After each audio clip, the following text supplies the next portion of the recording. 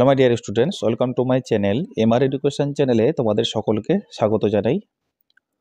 আশা করি সবাই তোমরা ভালো আছো এবং তোমাদের উচ্চ মাধ্যমিক ফাইনাল পরীক্ষার জন্য রইল শুভকামনা এবং তোমাদের পরীক্ষা সবার ভালো হোক এই কামনাই করি। আজকে আমি তোমাদের জন্য নিয়ে এসেছি শিক্ষাবিজ্ঞান সাবজেক্টের লাস্ট মিনিট সাজেশন, অর্থাৎ তোমাদের যাদের এডুকেশন সাবজেক্টে রয়েছে আজকে আমি তোমাদের জন্য অধ্যায় 10, 11, 12 এই অধ্যায় থেকে, এই তিনটি অধ্যায় থেকে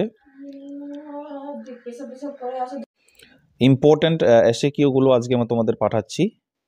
এর আগের ভিডিওতে আমি এই তিনটি অধ্যায় দেইনি, অর্থাৎ দেওয়া হয়নি, তাই আজকে আমি তোমাদের 10, 11, 12 অধ্যায় থেকে এসএকিউ লাস্ট মিনিট সাজেশন তোমাদের পাঠিয়ে দিচ্ছি।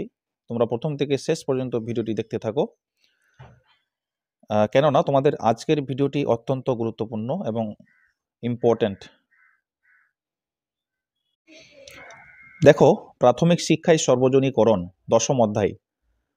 প্রথম এক দাগের প্রশ্ন হচ্ছে, অপ্রথাগত শিক্ষা কি? বন্ধুরা, তোমরা যারা চ্যানেলটিকে এখনো সাবস্ক্রাইব করোনি, তোমরা চ্যানেলটিকে সাবস্ক্রাইব করে রাখো এবং বেল আইকনটিকে প্রেস করে দাও পরবর্তী গুরুত্বপূর্ণ ভিডিওগুলি সবার আগে পাওয়ার জন্য। উত্তর, স্বাভাবিক শিক্ষা প্রতিষ্ঠানের গতানুগতিক শিক্ষার বাইরে কোনো নির্দিষ্ট প্রতিষ্ঠানের আংশিক নিয়ন্ত্রণে পরিচালিত হয় যে শিক্ষা, তাকে অপ্রথাগত শিক্ষা বলে। 2 দাগের প্রশ্ন, সর্বশিক্ষা অভিযানের যে কোনো একটি উদ্দেশ্য ব্যক্ত করো বা উল্লেখ করো। সর্বশিক্ষা অভিযানের প্রধান উদ্দেশ্য হলো নাগরিকদের দায়িত্ব ও কর্তব্য সম্পর্কে সচেতনতা বোধ সৃষ্টি করা।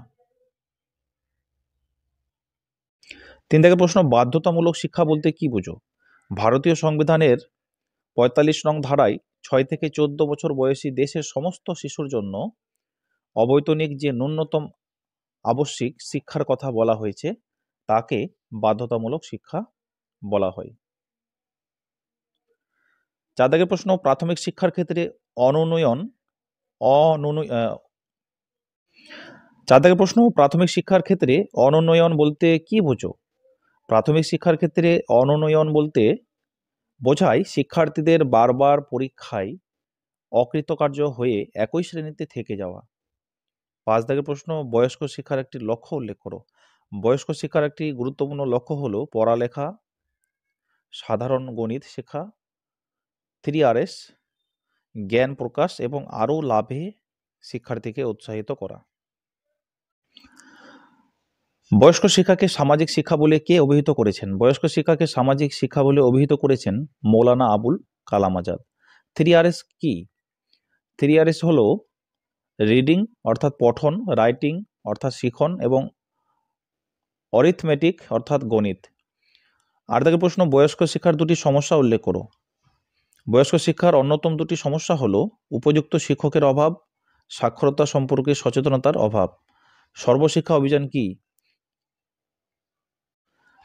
2010 সালের মধ্যে 6 থেকে 14 বছরের সমস্ত শিশুর 4 বছরের প্রারম্ভিক শিক্ষার ব্যবস্থা করার কর্মসূচিকেই সর্বশিক্ষা অভিযান বলা হয়। পরে সময়টাকে বাড়ানো হয়েছিল। 10 দাগের প্রশ্ন, এসএস এর পুরো নাম কি? এসএস এর পুরো নাম হলো সর্বশিক্ষা অভিযান। এরপর চলো একাদশ অধ্যায়, শিক্ষায় বিশ্বব্যাপী দৃষ্টিভঙ্গি। প্রথম 1 দাগের প্রশ্ন, ডাকার সম্মেলনের বিষয় কি ছিল? 2000 সালে ডাকারে আয়োজিত ইউনেস্কো সম্মেলনের মূল বিষয়টি ছিল সকলের জন্য শিক্ষার ব্যবস্থা করা, অর্থাৎ এডুকেশন ফর অল। 2 দাগের প্রশ্ন, ট্রেজার উইদিন কথাটির অর্থ কি? ট্রেজার উইদিন কথাটির অর্থ হলো অন্তর্নিহিত সম্পদ। শিক্ষার 4টি স্তম্ভের মূল প্রবক্তার নাম কি? শিক্ষার 4টি স্তম্ভের মূল প্রবক্তা হলেন জ্যাকস ডেলর্স। 4 দাগের প্রশ্ন, জানার জন্য শিক্ষা বলতে কি বুঝো? ব্যবহারিক জীবনে বিভিন্ন অভিজ্ঞতার সঙ্গে সংযোগ সাধনের প্রক্রিয়াই হলো জানার জন্য শিক্ষা বা জ্ঞানার্জনের জন্য শিক্ষা। 5 দাগের প্রশ্ন, একত্রে বাঁচার শিক্ষার একটি উদাহরণ দাও। অন্যদের প্রতি শ্রদ্ধার মনোভাব প্রদর্শন হলো একত্রে বাঁচার ও শিক্ষার উদাহরণ। ইউনেস্কোর মত অনুযায়ী আইসিটি এর একটি উদ্দেশ্য লেখো। অথবা আরেকটি প্রশ্ন, ইউনেস্কো প্রস্তাবিত শিক্ষার ক্ষেত্রে আইসিটি এর লক্ষ্য কি ছিল? প্রশ্নটি এভাবেও আসতে পারে। দেখো, দুটি প্রশ্নের উত্তর কিন্তু একটাই হবে।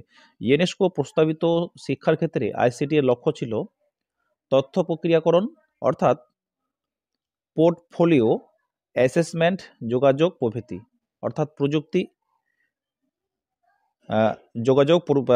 প্রভৃতি। 7 দাগের প্রশ্ন, স্মৃতিশক্তির বিকাশ সাধন শিক্ষার কোন স্তম্ভের সঙ্গে সম্পর্কযুক্ত? স্মৃতিশক্তির বিকাশ সাধন জ্ঞান অর্জনের জন্য অর্থাৎ লার্নিং টু নো এর সঙ্গে সম্পর্কযুক্ত। একত্রে বসবাসের শিক্ষা কাকে বলে?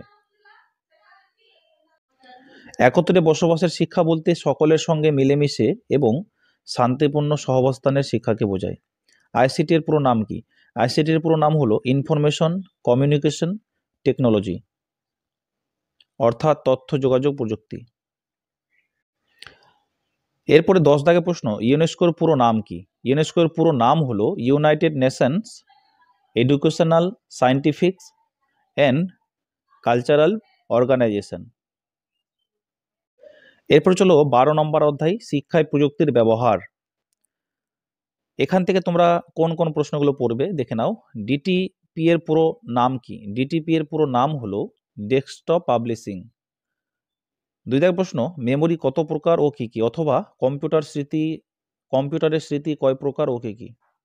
দুটি প্রশ্নের উত্তর একটাই।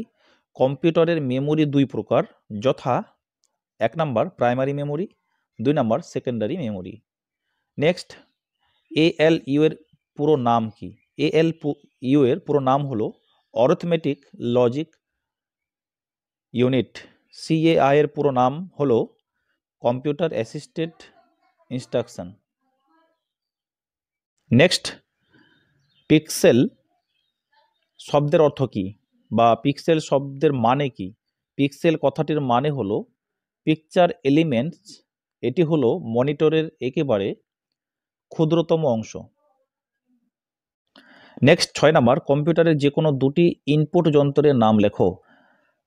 উত্তর, কিবোর্ড এবং মাউস হলো দুটি ইনপুট যন্ত্রের নাম। সিপিইউ এর পুরো নাম কি? সিপিইউ এর পুরো নাম হলো সেন্ট্রাল প্রসেসিং ইউনিট। সিএআই বলতে কি বোঝায়? ইম্পর্টেন্ট প্রশ্ন। সিএআই বলতে বোঝায় কম্পিউটার সহযোগী নির্দেশনাকে। এটি শিক্ষার্থীকে বিষয় নির্বাচনের ক্ষেত্রে বিকল্প প্রশ্ন তুলে ধরে এবং নির্দেশ দিয়ে থাকে, অর্থাৎ শিক্ষার্থী যতক্ষণ না প্রশ্নের সঠিক উত্তর দেয় ততক্ষণ পরবর্তী শিক্ষামূলক বিষয় উপস্থাপন হয় না। 9 দাগের প্রশ্ন, একটি শিক্ষামূলক সফটওয়্যারের নাম লেখো। বেসিক্স, উইন্ডোজ, লগো, ইউনিক্স ইত্যাদি। আইটি এর পুরো নাম কি? আইটি এর পুরো নাম হলো ইন্ডাস্ট্রিয়াল ট্রেনিং ইনস্টিটিউট। শিক্ষায় প্রযুক্তিবিদ্যার দুটি পরিধি লেখো। শিক্ষায় প্রযুক্তিবিদ্যার পরিধি যথাক্রমে 1 নাম্বার শিক্ষামূলক পরিবেশের পরিকল্পনা করা, 2 শিক্ষার লক্ষ্য এবং উদ্দেশ্যগুলি চিহ্নিত করা। আইআইটি এর পুরো নাম কি? আইআইটি এর পুরো নাম হলো ইন্ডিয়ান ইনস্টিটিউট অফ টেকনোলজি। এই হলো তোমাদের আজকের এডুকেশন সাবজেক্টের অধ্যায় 10, 11 এবং 12 থেকে লাস্ট মিনিট সাজেশন। তোমাদের ভিডিওটি আজকে এখান থেকেই শেষ করলাম। এরপরে আমি তোমাদের পরবর্তী ভিডিও নিয়ে খুব শীঘ্রই আসবো। Thanks for watching. দেখা হবে পরবর্তী ভিডিওতে।